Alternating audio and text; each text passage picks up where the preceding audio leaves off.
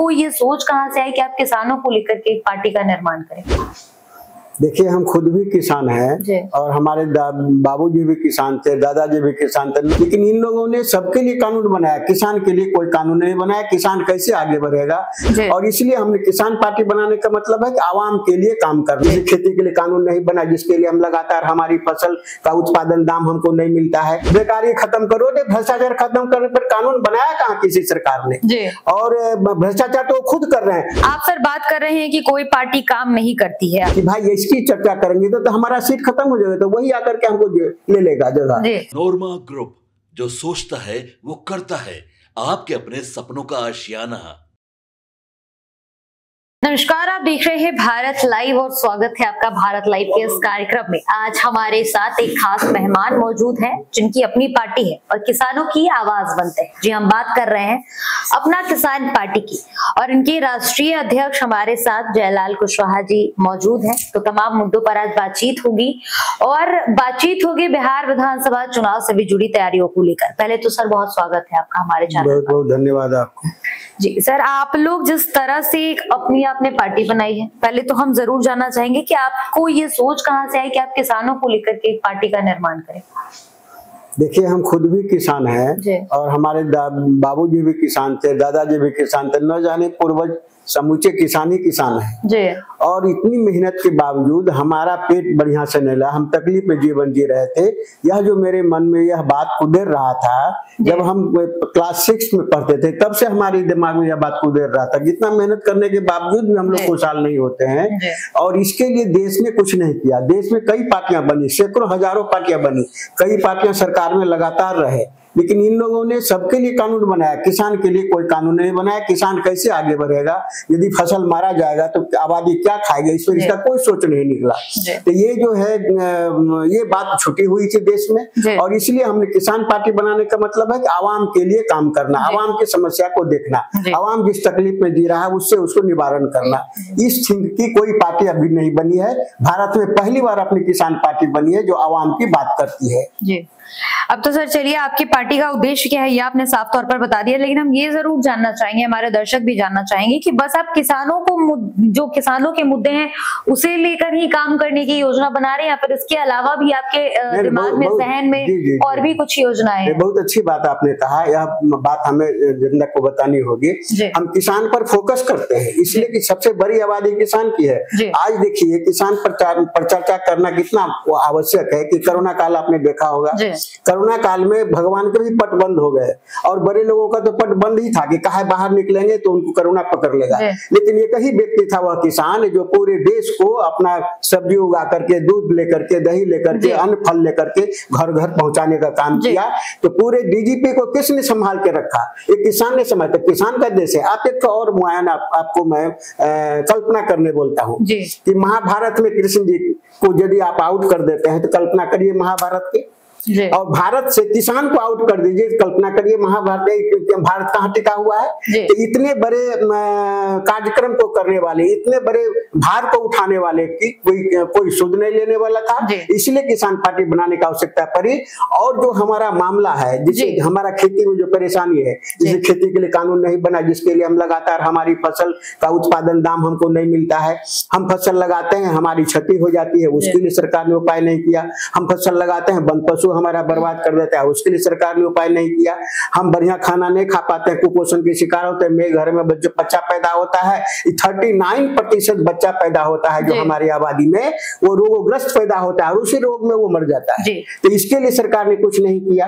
तो ये जो तमाम बातें छोटे लोगों के लिए, अब देखिए झुग्गी झोपड़ी जीवन जीता है जो, वो भी हमारी आबादी है। सरकार उसके लिए क्या कर रही है? वो डिब्बा में जन्म लेता है, डिब्बा में मर जाता है, और हमारा ही खाता पीता है, हमारा ही हवा पानी लेता है। हम उससे स्किल इंडिया इन्होंने तय किया क्या हम सबको हुनरबाज बनावेंगे, काम में लगावेंगे। तो वो कहाँ है? उसको हुनरबाज बनाना चाहिए, काम में लगाना चाहिए, जैसे वो शक्ति जो है देश के काम में आवे। ये तमाम जो छोटे लोगों की बात है, ये तमाम जितने भी पार्टियां हैं जो पक्ष में है या विपक्ष में है, जो जिन्होंने लंबे समय तक सत्ता चलाया, क्या कहा कांग्रेस वालों ने?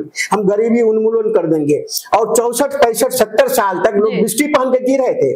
आप कभी गाँव जाएंगे, आप लोग युवा हैं, गांव जाइए, देखिए कि क्या हालात है गांव के लोगों को, जो सर्वाधिक आबादी है।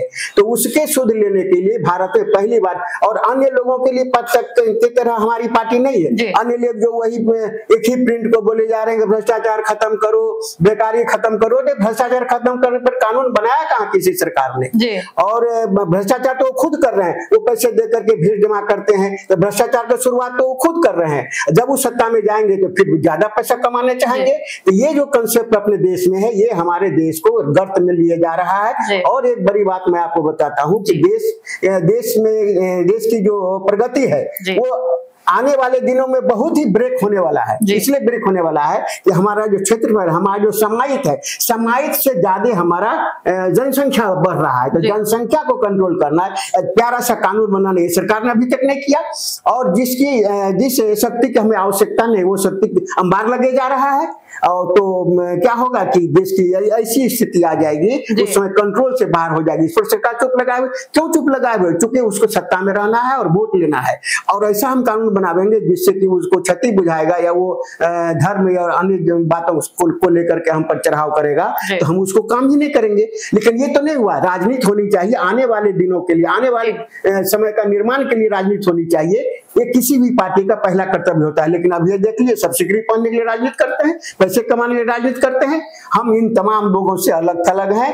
हमारा रहन सहन, खान पान, उठन बैठन, तीजों त्योहार हमारा उसे देखिए। भ्रष्टाचार हमारे किसान पार्टी का यदि जिस सरकार हो जाएगी, भ्रष्टाचार सिरे से खत्म हुआ। कैसे खत्म होगा? हमारा 2 बीघा 1.5 बीघा जमीन वाला किसान जो है वो MP बनेगा, MLA बनेगा, उसका रखरखाव बड़ा निम्न स्तर का है। वो भ्रष्टाचार की तरफ जाएगा नहीं। उससे 100 रुपया का प्लेट उसका खाना पूर्ति हो जाएगा। वो 25 रुपया 30 रुपया मीटर का कपड़ा पहनेगा तो खुश रह जाएगा। लेकिन जो सिकड़ी वाले लोग हैं, उसको 5000 रुपये का कपड़ा चाहिए, उसको 1500 रुपये का प्लेट खाना चाहिए, तो भ्रष्टाचार करता है। हमारे आने से जो सीधे साधे लोग हैं, जो देश की आबादी है, वो यदि सत्ता में जाती है, सत्ता का भागीदार तो हम है, 70% सत्ता के भागीदार हम है। इसलिए हमारी आबादी 70% है, हमारा सूद लेने वाला कोई नहीं है।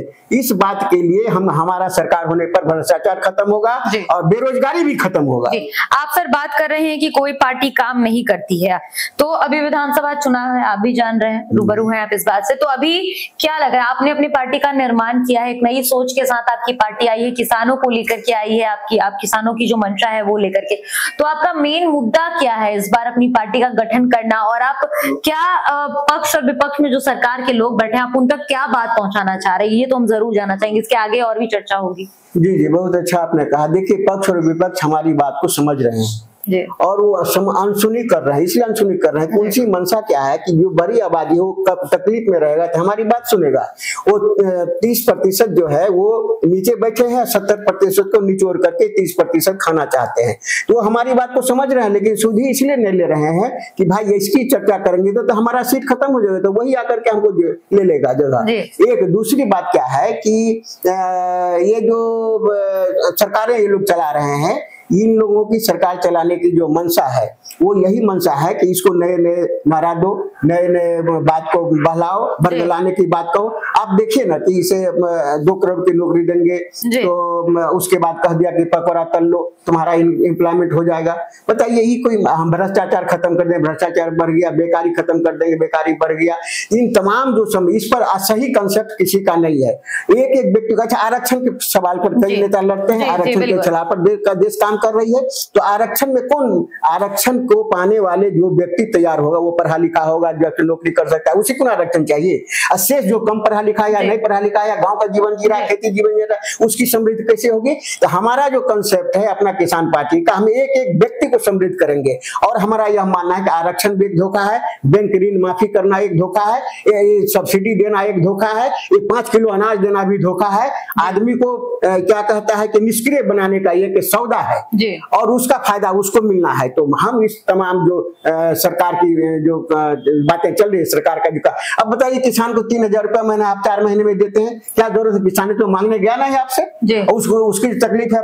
और उसके बाद भी देख लीजिए, जिस यूरिया का दाम है 262 रुपया, वो बिक रहा 450 रुपया में, तो आप काहे देते हो अनुदान?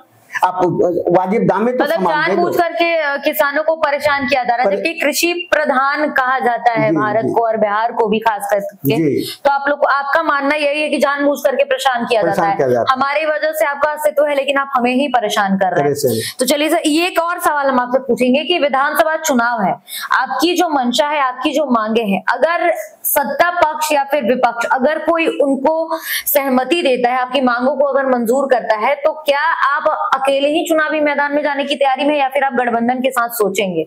देखिए, गठबंधन हम उसी परिस्थिति में समझ सकते हैं, उस पर विचार कर सकते हैं कि मेरा जो एजेंडा है उन तमाम एजेंडों पर जो हूबहू काम करने के लिए तैयार होगा, उसी के साथ मेरा गठबंधन हो सकता है। अन्यथा हम गठबंधन के पक्ष में नहीं है। हमारा ये एक अपना किसान पार्टी एक मिशन है, उस मिशन को आगे बढ़ाने के लिए हम अपने को रास्ते से भटका नहीं सकते हैं, भटक नहीं सकते हैं। एक बात, दूसरी बात है कि सरकार, हमारा जो संगठन है, जो छोटे छोटे दल हैं जो हमारे तरह काम करने की मंशा रखते हैं, उन लोगों के साथ हमारे, और इसी महीने में हम लोग एक बड़े गठबंधन का स्वरूप तैयार करके और एक बहुत बड़ा धमाका हम देंगे, जो पक्ष और विपक्ष सबों को लगेगा कि हाँ यही देश में, उसको भी लगेगा कि यही देश में होना चाहिए जो अभी तक हम लोगों ने नहीं किया। हम ये एहसास कराएंगे, इस महीने में एहसास कराएंगे।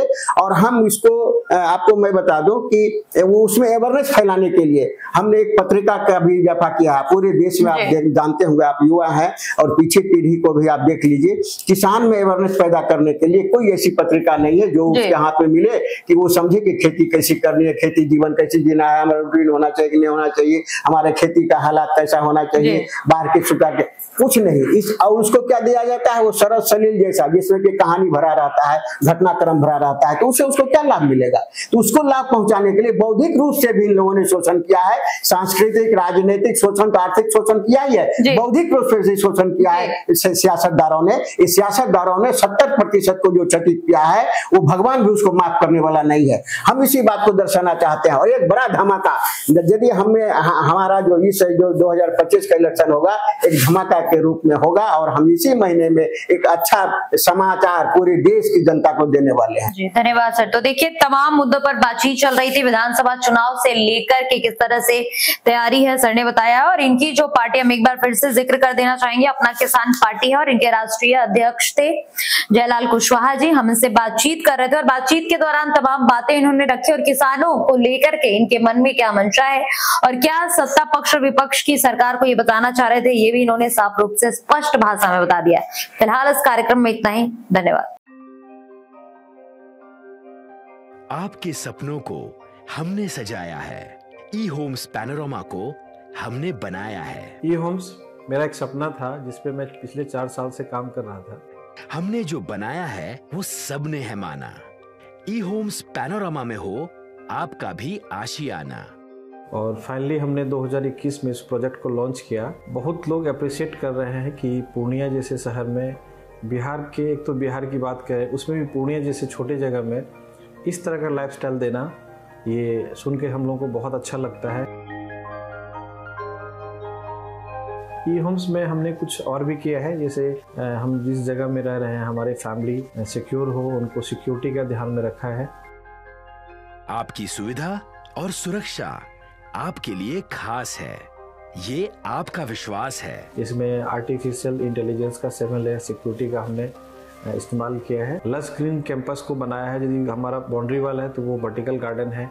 ये जितनी भी फैसिलिटी होता है एक इंटरनेशनल टाउनशिप में ई होम्स है, ये हम लोग विश्वास नहीं कर पा रहे हैं। जो भी हमारे मित्र दोस्त या जो भी हमारे बाहर के बाहर आते हैं, तो हम लोगों को बहुत अच्छा सुनने को मिलता है और बहुत अच्छा क्रेडिट मिल रहा है। वो सारा हमने सिर्फ एक बिल्डिंग नहीं बनाया, हमने एक बहुत अच्छा लाइफस्टाइल दिया ई होम्स में, और मेरा एक सपना था जिसको मैं आज फुलफिल होते हुए देख पा रहा हूँ। ये आपका आवास है।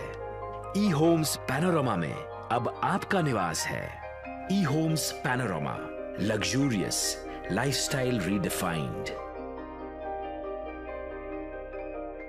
पैनोरमा ग्रुप, जो सोचता है वो करता है। अगर ये वीडियो पसंद आई और वह बिहार के राजनीति और बिहारियत से सरोकार रखेनी तो सब्सक्राइब बटन दबा के चैनल के सब्सक्राइब कर ली। ओजे एगो घंटी बा, ओकरा बटन दबा देला से कुल सटीक और मारक खबर रुआ मुफ्त में मिल जाई। अगर रुआ पत्रकारिता के हमनी के नया प्रयोग में सहयोग कर चाहतानी तो ज्वाइन बटन दबा दी। पेटीएम नंबर नोट कर ली 9386816700।